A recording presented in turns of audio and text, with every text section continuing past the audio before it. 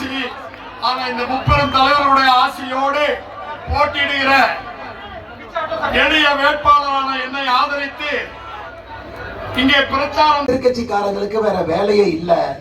அவர்கள் பொய் குற்றச்சாட்டை சொல்லி சொல்லி தமிழகத்துல பாலியல் வன்கொடுமை நடந்ததாக பொய் பரப்புரை செய்யறாங்க. எங்கேங்கம்மா? திருப்பரங்குன்றத்துல நானும் பிரச்சாரத்துக்கு சென்றிருந்தேன். நம்முடைய அண்ணன் ராஜன் செல்லப்பா அவர்கள் அனைத்து இந்திய அண்ணா திராவிட முன்னேற்ற கழகம் சார்பாக இங்கே போட்டியிடுறாங்க வெற்றி வேட்பாளராக. ஐயா அவர்களை எதிர்த்து போட்டியிடக்கூடிய வேட்பாளர் பேர் கிருத்திகா தங்கபாண்டியன். அவங்கள பக்கத்துல வச்சுக்கிட்டு தமிழகத்துல பாலியல் வன்கொடுமையே நடக்கலின்னு கனிமொழி அக்கா சொன்னாங்க.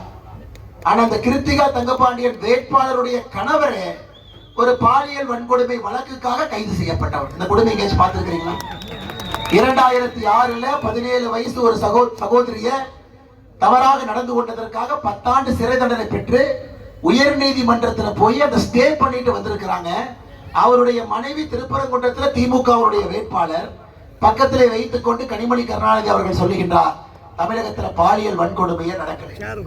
அருமை சொந்தங்களே, நீங்கள் ஒரே ஒரு காரணத்திற்காக திராவிட முன்னேற்ற கழகத்தை வீட்டுக்கு அனுப்ப வேண்டும் என்றால் சட்டம் ஒழுங்குக்காக மட்டுமே நீங்கள் வீட்டுக்கு அனுப்ப வேண்டும். அருமை சொந்தங்கள், சமீபத்தில் நம்முடைய அம்மா புரட்சி தேவை அவருடைய பிறந்த நாள் வந்த பொழுது பாரத பிரதமர் நரேந்திர மோடி அவர்கள் அம்மாவை பற்றி பேசும்பொழுது ஒரு கருத்து சொன்னார்.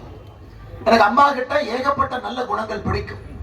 அதிகப்படியாக எனக்கு என்ன பிடிக்கும்னா, முதலமைச்சராக இருக்கும் பொழுது சட்டம் ஒழுங்க கன்னு மாதிரி வச்சிருப்பாங்க. கன்னு மாதிரி சட்டம் ஒழுங்கு இருக்கும்.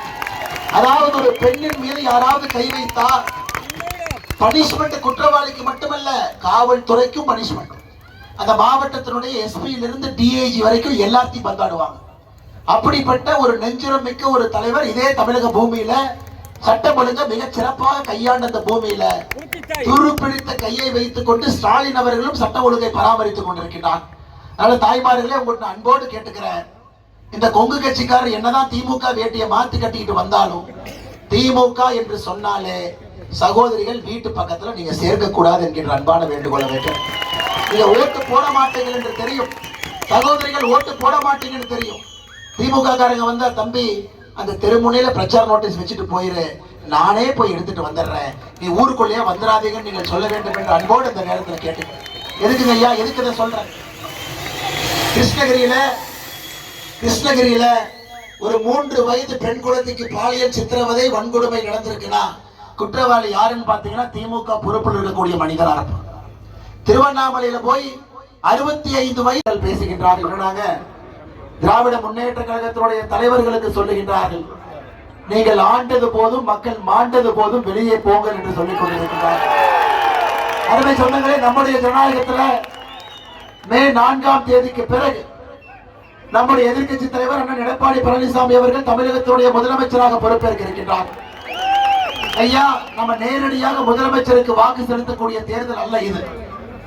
ஒரு தொகுதியிலும் கூட நம்முடைய சட்டமன்ற உறுப்பினரை தேர்வு செய்து தயவு செய்து உண்மையை சொல்லுங்க.